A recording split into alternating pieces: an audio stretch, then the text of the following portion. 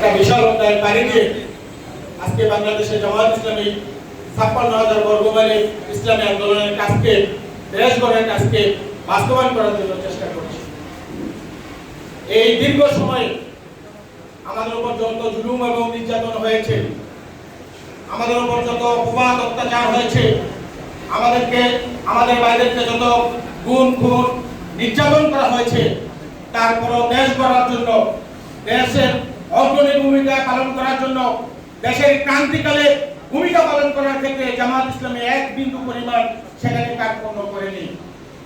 আপনারা ইতিমধ্যে বিগত সাল থেকে লক্ষ্য করেছেন, দেশের প্রতিটা দুর্যোগে, দেশের প্রতিটা দুর্ভোগে মানুষের কল্যাণের জন্য জামায়াত ইসলামী নেতৃবৃন্দ, জামায়াত ইসলামী তাদের সবটুকু উজাড় করে দিয়ে দেশের কল্যাণে কাজ করেছে।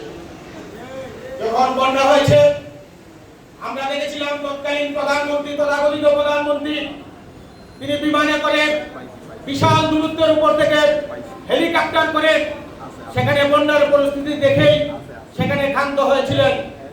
কিন্তু সেই পরিস্থিতিতে, সেই কঠিন মুহূর্তে বর্তমান বিরোধী দলীয় যিনি নেতা ছিলেন, আমাদের দলের যিনি প্রধান ছিলেন ডাক্তার শফিকুর রহমান, বুকের সমান পানি পর্যন্ত যে মানুষের ঘরে ঘরে, মানুষের দুয়ারে যে সেখানে বন্যা কবলিত মানুষের সেখানে তিনি সেবা করেছেন। আমরা দেখেছি বাংলাদেশের বিভিন্ন প্রান্তে যখন অগ্নিকাণ্ড হয়, সেই অগ্নিকাণ্ডে সবার আগে ক্ষতিগ্রস্তদের পাশে ছুটে যায় সেই একমাত্র দল হচ্ছে বাংলাদেশ জামায়াত ইসলামী। আমরা দেখেছি মানুষের প্রত্যন্ত এলাকায়, গ্রামের অসহায় দরিদ্র মানুষের যারা পাশে দাঁড়ায়, সেই দলের নাম হচ্ছে বাংলাদেশ জামায়াত ইসলামী।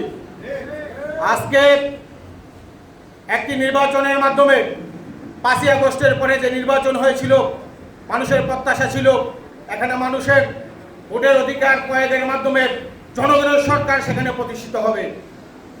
কিন্তু আমরা দেখলাম রাষ্ট্রীয়ভাবে মেকানিজম করে জামায়াত ইসলামীকে মানুষের সেবা করার থেকে তারা একটি চক্রান্ত করে জামায়াত ইসলামীকে সেখানে রাষ্ট্রীয়ভাবে পরাজিত করা হয়েছে।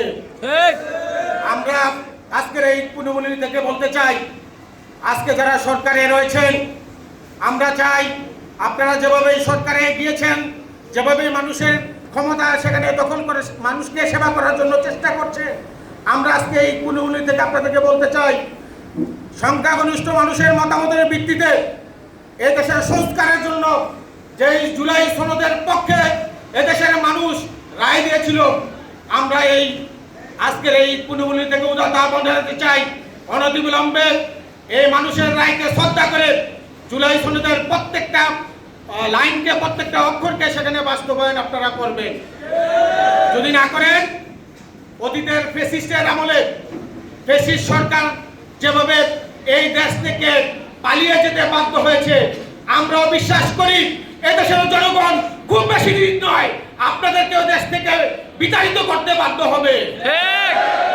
আসুন সকল জুলুম নির্যাতন, সকল চক্রান্তকে উপেক্ষা করে মানবতার এই সংগঠন জামায়াত ইসলামীর পক্ষে গ্রামগঞ্জে, পাড়া মহল্লায় আমরা ভূমিকা পালন করি। সে উদাত্ত আহ্বান টুকু রেখে আমি আমার কথা এখানে শেষ করছি। আসসালামু আলাইকুম ওয়া রাহমাতুল্লাহি ওয়া বারাকাতুহু।